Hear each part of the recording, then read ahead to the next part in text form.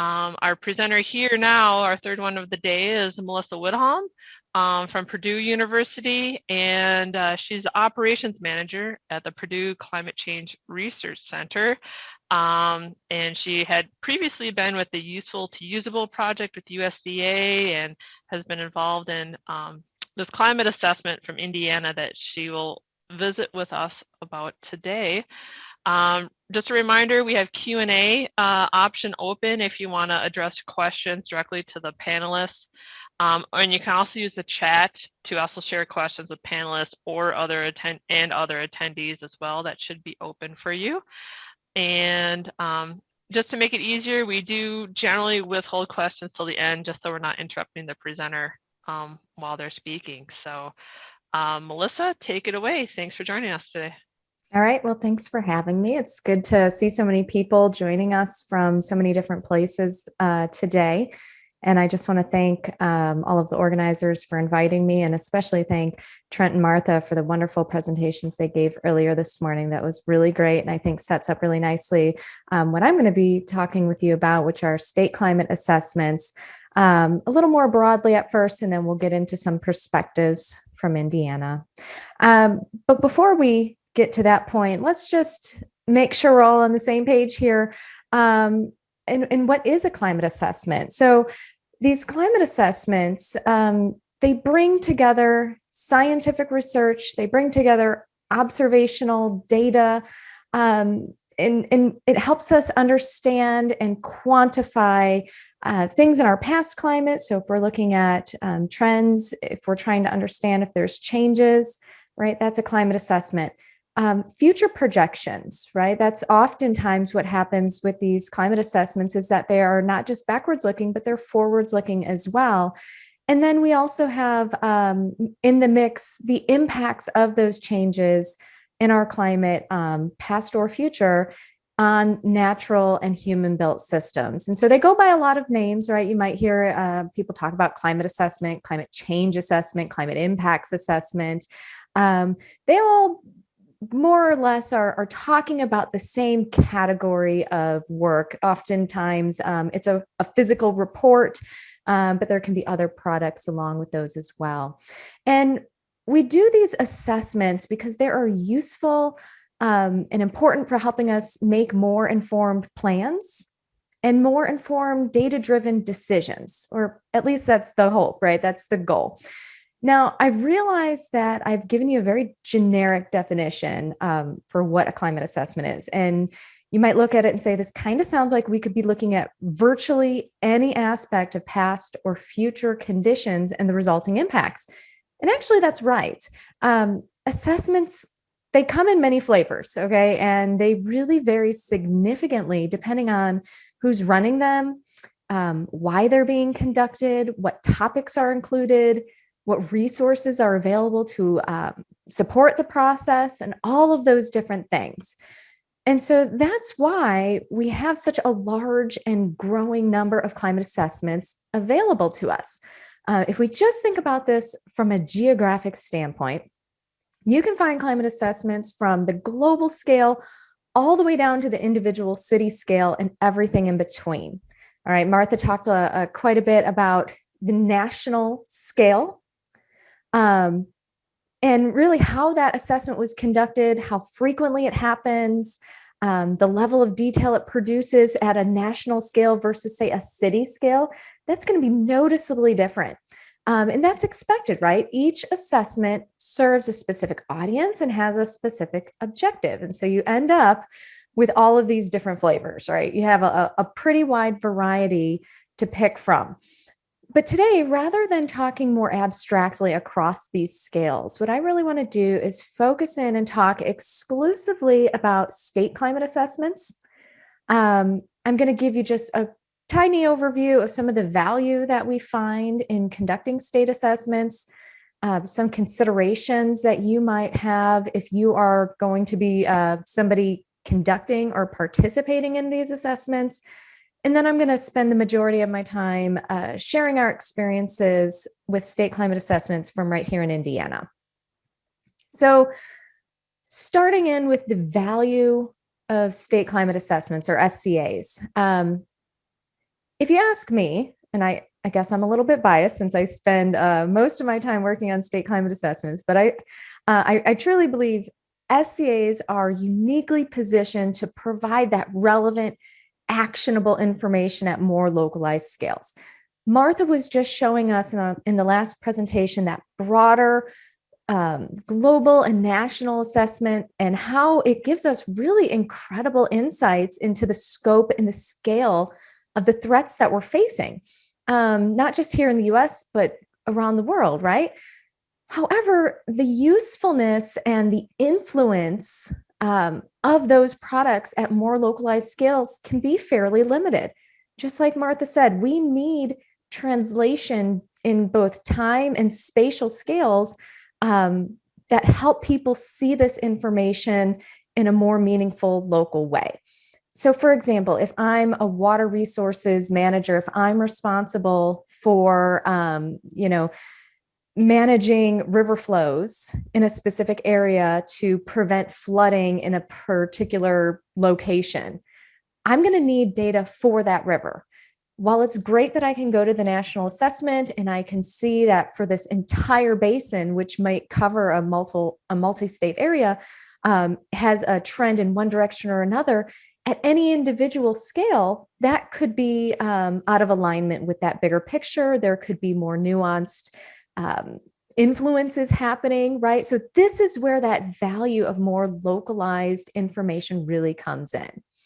And so within the scientific literature, you often see it suggested that for climate information to be useful and to be influential, decision makers have to see it as being credible or trusted. They have to see the information as being salient or relevant, and they have to see it as legitimate or transparent.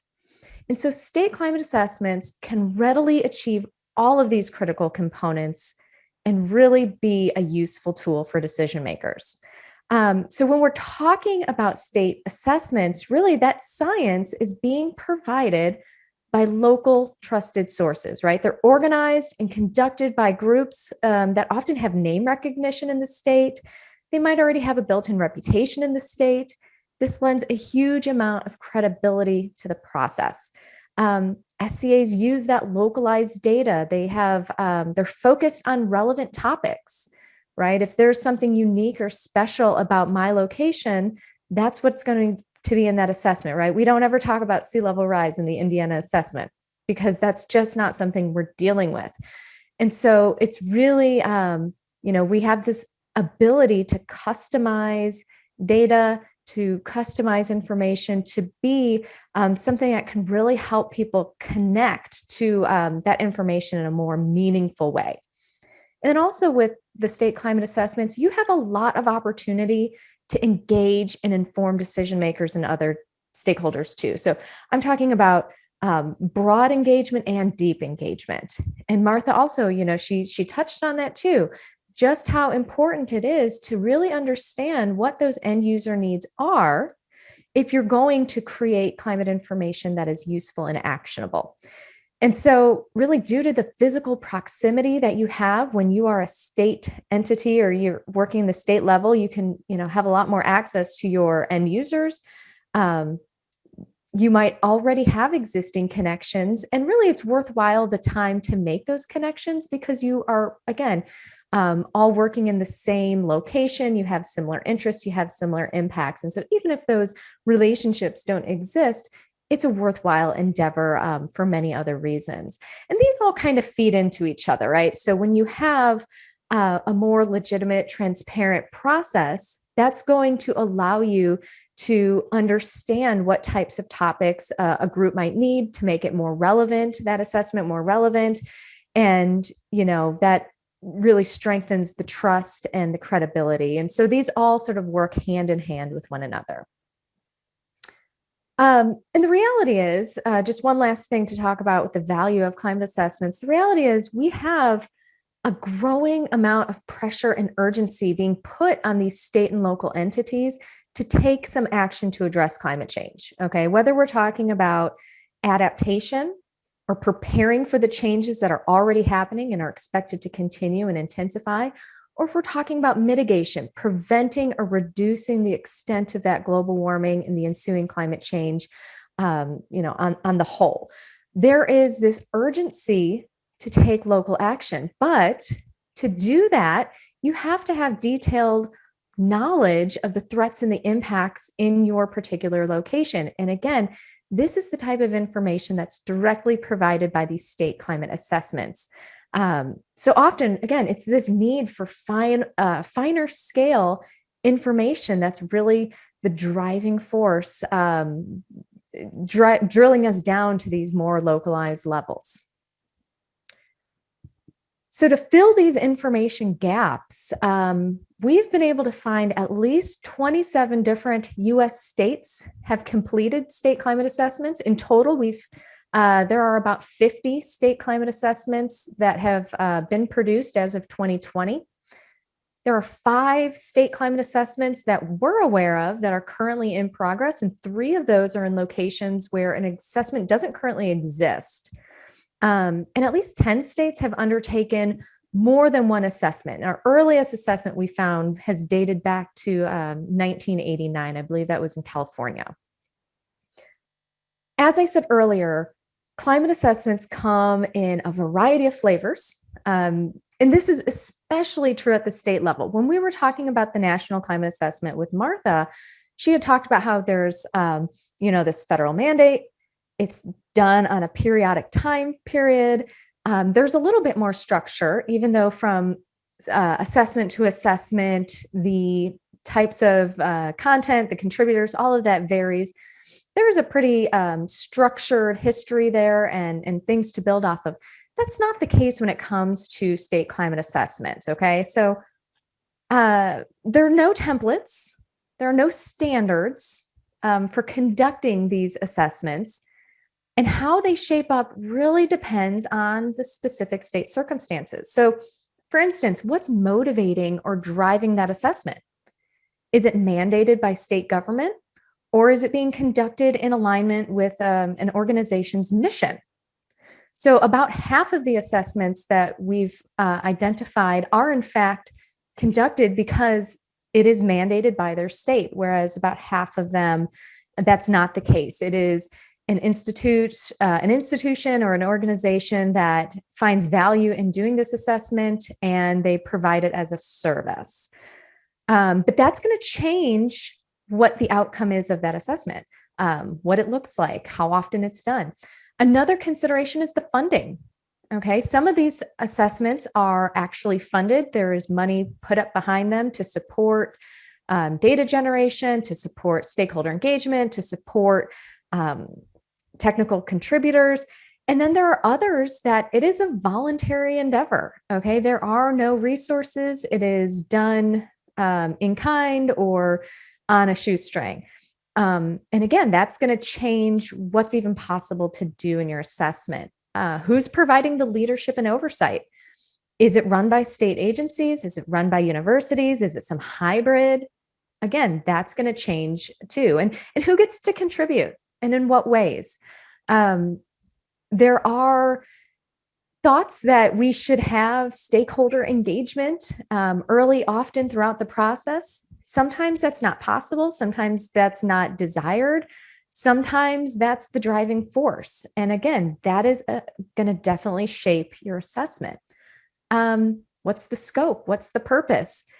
Are you only looking at climate metrics, or are sectoral impacts included? And if so, which sectors? So again, they all look completely different. And when you start mixing and matching all of these different drivers and considerations, you can see how this is really can get out of hand, and it can be a little bit difficult. If you're tasked with developing one of these state climate assessments, at the moment, you're kind of on your own to figure out how you should do it. What are some ways that other people have done it? It's not necessarily efficient.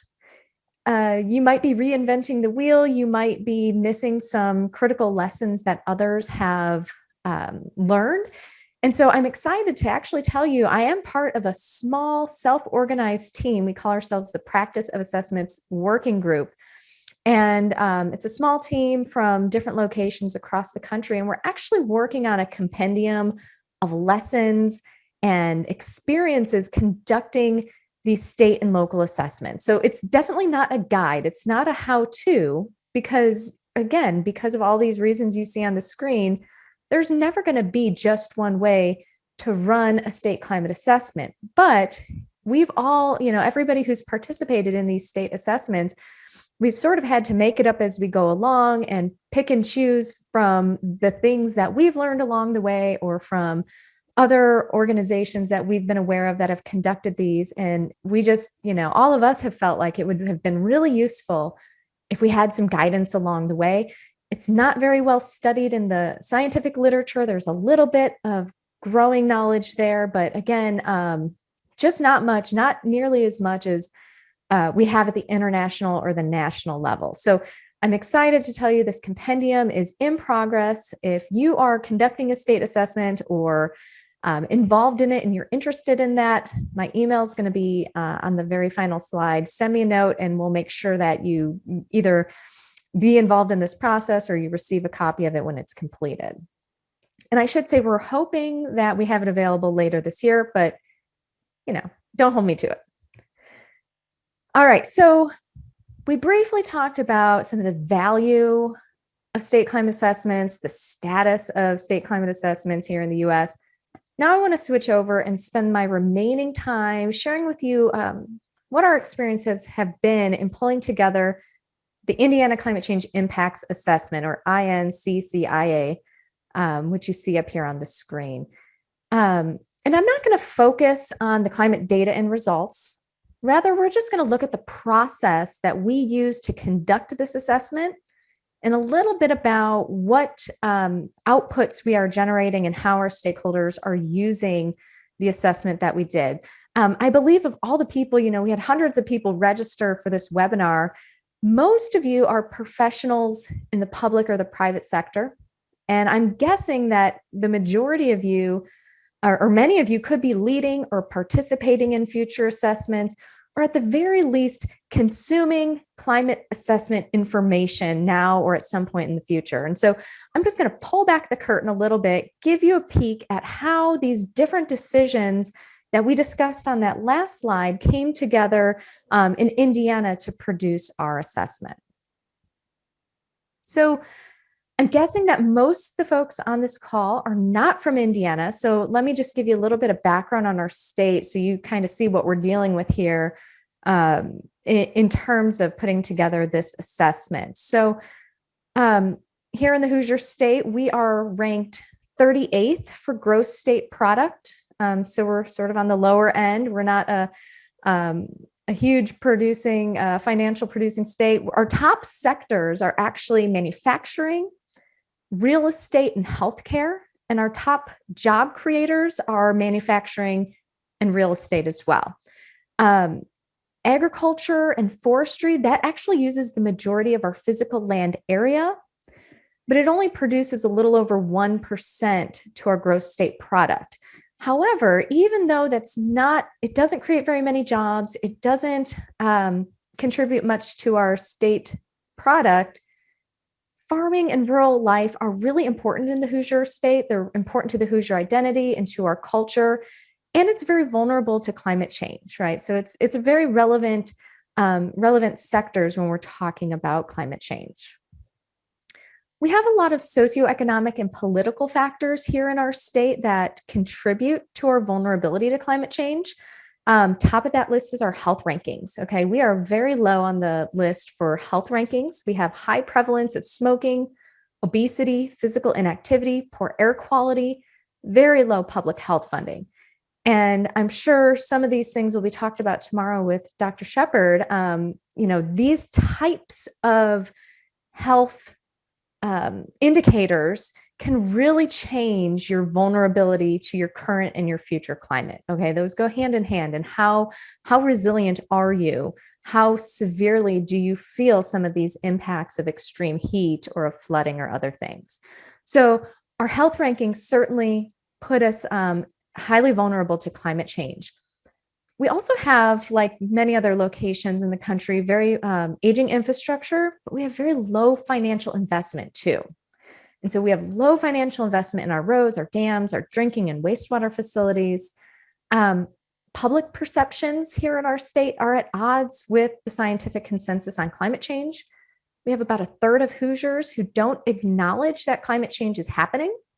And those who do acknowledge it, only about half of them are concerned that climate change will harm them personally. We have a solid long-term Republican majority in the Indiana House and Senate. In the Senate, that goes back to 1979. And we currently have a long stretch of Republican governorship.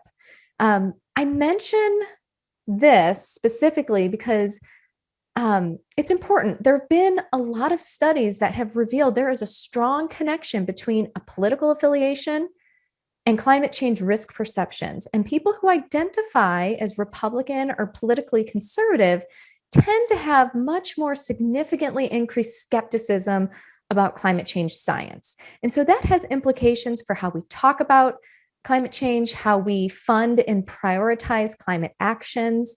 I just put that out there because that matters. And finally, it probably doesn't surprise you to hear that we have, no state level climate policy here in Indiana. That's actually quite problematic because Hoosiers have a disproportionate contribution to carbon dioxide emissions. We are ranked 8th in the country for our carbon dioxide emissions. We are ranked 2nd highest in the country for coal consumption. So we are disproportionately contributing to global climate change, and we're really not prioritizing mitigation or adaptation. In terms of our actual climate trends, we do have evidence of shifting conditions based on our past observational records. And the best available science is telling us these trends are going to continue and intensify in the future. And so a lot of what Martha said and focused on, that's, our experience here in the Hoosier state. I've put up some statistics there just based on some simple trends over the last 125 years. We're getting warmer, we're getting wetter, we have more heavy rainfall, our stream flows are increasing, flooding is more frequent. These are the hallmarks that we are dealing with here in Indiana. So, as I said before, we have about 10 states that have conducted multiple climate assessments over the years, and that actually includes Indiana. Our very first assessment was completed in 2008 by faculty here at Purdue University, and it was done at the request of our U.S. Senator, the late Senator Richard Lugar. And at the time, he was preparing to vote on the Lieberman-Warner Climate Security Act of 2007 and 8. And he reached out to the Purdue Climate Change Research Center. He said, I'm going to be needing to vote on this act. I really don't know much about what this means for our state. Can you help me out? And he said, oh, of course we can, right? We'd be happy to. And he said, great, I'll be back in touch in 3 weeks. So in pretty short order, we were able to pull across campus to our faculty and turn around this report that you see here on the screen, the impacts of climate change for the state of Indiana. That was early 2008. And while that was developed for an audience of one, it's lived on our website for the last decade. It's been available to all. It's been cited and used and quoted. It's been the best available state climate assessment that we had. It was the only state climate assessment that we had. But in that time, there had been a growing body of scientific research on climate change. There had been a growing number of requests to our office and to other offices across Purdue asking, when are you going to update this assessment? I need more comprehensive. I need broader coverage on the types of sectors. What new information can you provide us? Are you ever going to do anything with this 2008 assessment? And so about 4 years ago, we finally said, yes, now's the time. And we kicked off what we call the Indiana Climate Change Impacts Assessment. And so this is a collaborative statewide effort being led by Purdue University that really wants to provide professionals, decision makers, and the public with up-to-date, in-depth look at all the different ways climate change affects our state and local interests. And so the assessment process, we really designed it based on this guiding principle that usable climate information has to be credible, legitimate, and salient. All right. And so what that meant in practice is that stakeholder engagement was a top priority and diverse content expertise was a high priority. So whereas our first assessment, it was limited to just Purdue researchers, now with the Indiana assessment, we actually have over 100 or about 100 collaborators from well over a dozen organizations in the state that have been involved in developing the climate assessment. I've listed some there up on the right side of the screen for you to see. I won't read through them all. You can find that listed on our website if you're interested. So the assessment has three interrelated goals. First, we wanted to analyze and document the best available climate change impacts research for our state. Second, we wanted to develop and maintain a network of stakeholders and experts. And third, we really wanted to start a dialogue about climate change across our state. Longer term, we wanted, our hope and goal was that this assessment could be used to support data-driven planning and decision-making to help us become a stronger, less vulnerable Hoosier state. Now, as I mentioned before, there aren't standard practices for conducting assessments, but when you compare Indiana effort to other states, we do have several unique features about our process. Unlike many other states, the Indiana assessment is mission-based. All right, we are a bottom-up effort. We are conducted in the absence of state government mandate, no state policy, and with no external funding or support. That's right, no funding or support. The PCCRC, the Purdue Climate Change Research Center, provided funding to support coordination and dissemination through my position. And the experts and stakeholder contributors and all of the other parts and pieces that went along with it were all provided in kind. We're also unique in that our assessment consisted of both technical scientific reports and public non-technical reports. And so this approach really helped us maintain that scientific rigor while expanding the accessibility of this information to non-experts. So you can think of it like the scientific journal article and then the translation to the newspaper kind of thing. So they're saying the same thing, they're just doing it in different ways to try to be more accessible to the correct audience. And finally, our focus on user needs and stakeholder engagement was also very notable. And I want to dig into this for just a minute here. The research tells us stakeholder engagement, communication, partnership building, these are all essential if we're going to have useful, accepted climate information. And so we chose to prioritize this engagement at all stages of the assessment. And doing this, we really hoped it would increase the usefulness of our products, increase awareness, buy-in, and support from people of the INCCIA. And we really hoped it would help Hoosiers identify specific ways that climate is affecting them and their communities. Okay, remember, of the people in Indiana who do agree that our climate is changing, only about half of them think that it's going to affect them personally, right? And that's not what the science says. The science says that the impacts of climate change here in Indiana are far-reaching, and they will affect all of us in our day-to-day lives. And so that was really an important message, and that was really an important part of that engagement goal. So we broadly define stakeholders as anyone who is interested in or likely affected by the information that we included in the INCCIA. So effectively everybody. But really to accommodate or the target audience here was decision makers, policymakers, and organized citizens groups. Those are really who we targeted for this engagement and for this dissemination work that we did. And we really wanted to be able to provide a wide range of opportunities for being involved with the assessment. We know that there are differences in people's preferred levels of involvement and interest in how they interact with the assessment. And so, we formulated a plan that would allow us to engage with people before the assessment started, while it was going on, after it happened, and all throughout. Now, in terms of the actual assessment content, we organize our work into sector-based reports based on the topics you see here. We started releasing these one at a time starting in 2018. And initially, these new reports were coming out every 1 to 3 months. But things have slowed down, and then with COVID came to a stop. And so we currently have 8 reports available on our website. You can go to indianaclimate.org. That will redirect you to a Purdue University website where you'll find all of the reports, all of the content in those reports. Now, this release approach, rolling these out one at a time, that was organized very intentionally.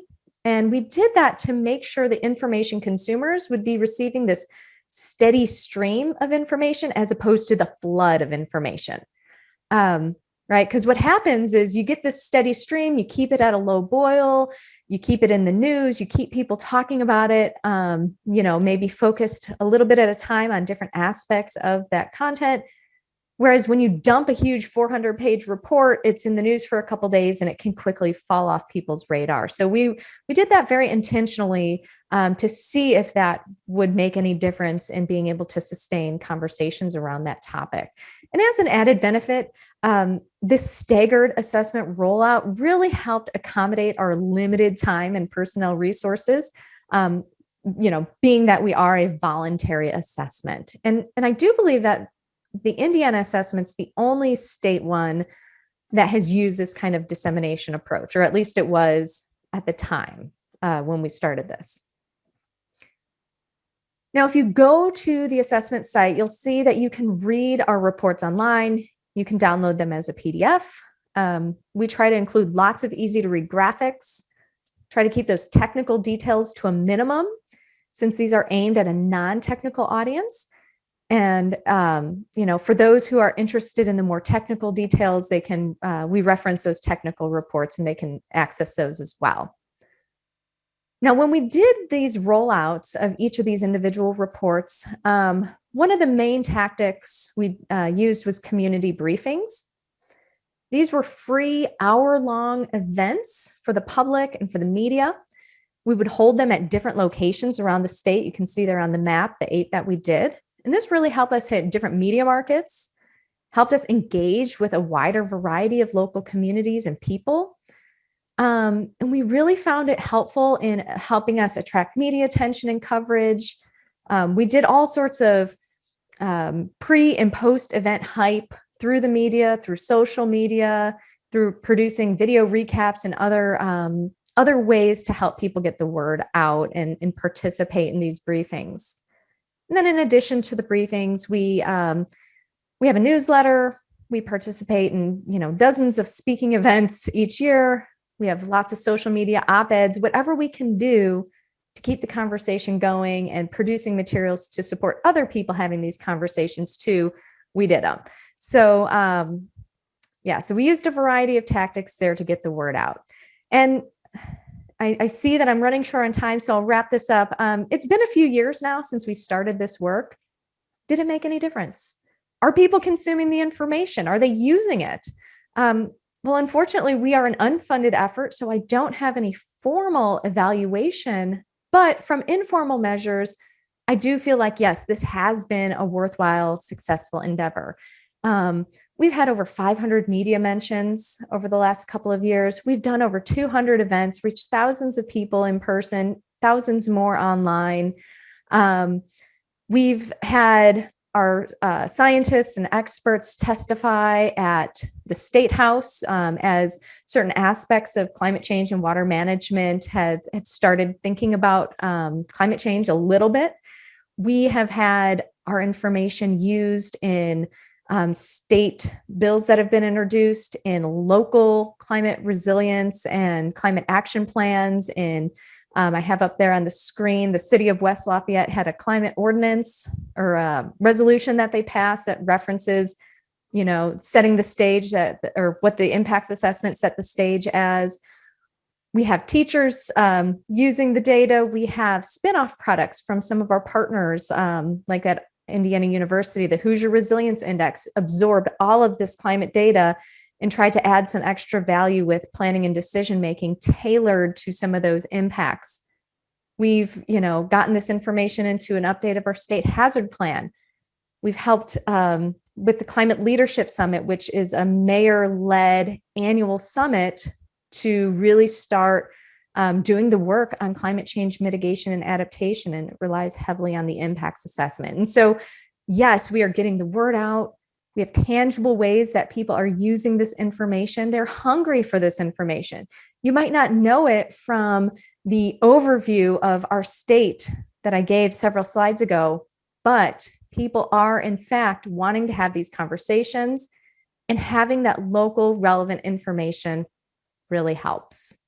Okay, so I've given you quite a bit to think about there. My email is up there on the screen, mwidhalm@purdue.edu. I encourage you to reach out if you have questions, if you're doing your own assessment, if you want to share your experience or talk more about climate assessments. Obviously, I'm interested. I have a lot to say about it. So thank you. I'll stop there. Great. Thanks, Melissa. For those of you in the audience, we have that little poll there to give us a little feedback, and for Melissa to get some feedback. We have 3 questions for you that have been in the chat or the Q&A. First is Pam from Georgia talking about your map with the state assessments and who's in what stage and who's done what. She says, I'm in Georgia and not aware of a climate assessment in progress. Where can I find out more about the process in Georgia? Yes, I'd have to look up the website. I can stick it in the chat, but there is a group down there that has been working on a climate assessment. It's a coalition. It's a pretty interesting group.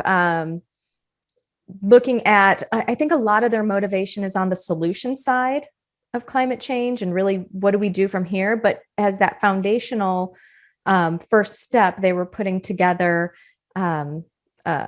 sort of that impact state of the climate report to help guide their work going forward. So I will look up the website and stick it in the chat for you when I'm done.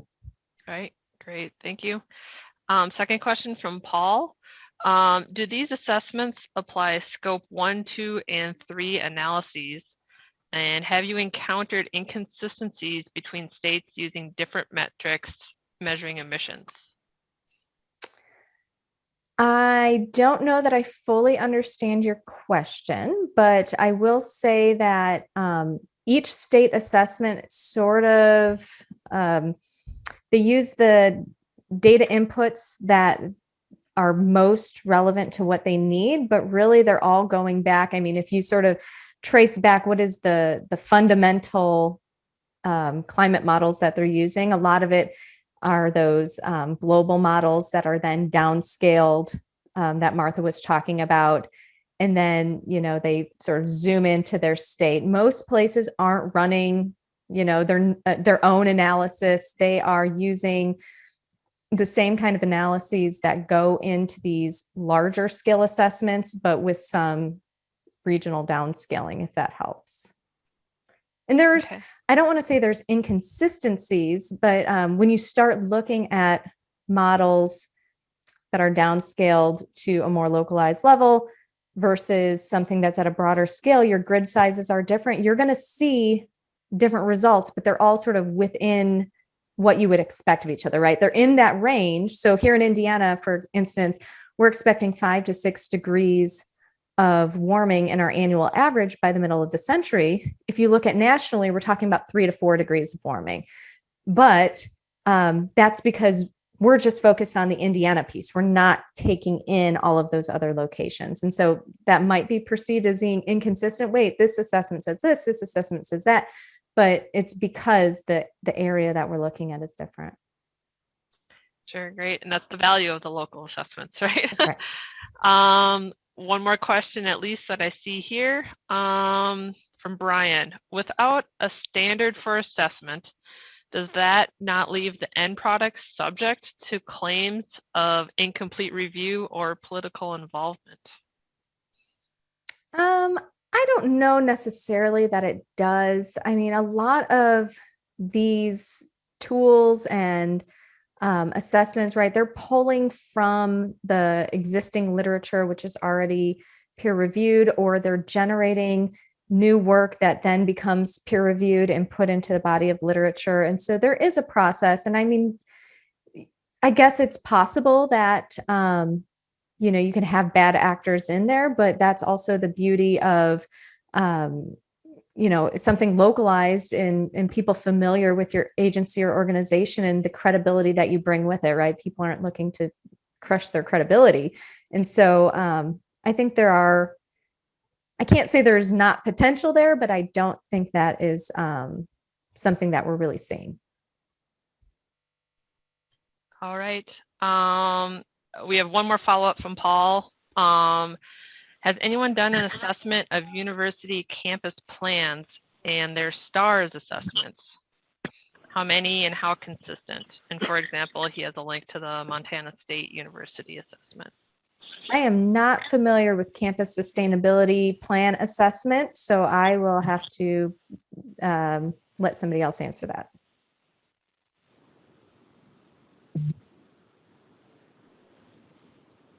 I don't have a great answer either. We have a sustainability person at South Dakota State, but I'm not too familiar with a plan if they have one. So sorry.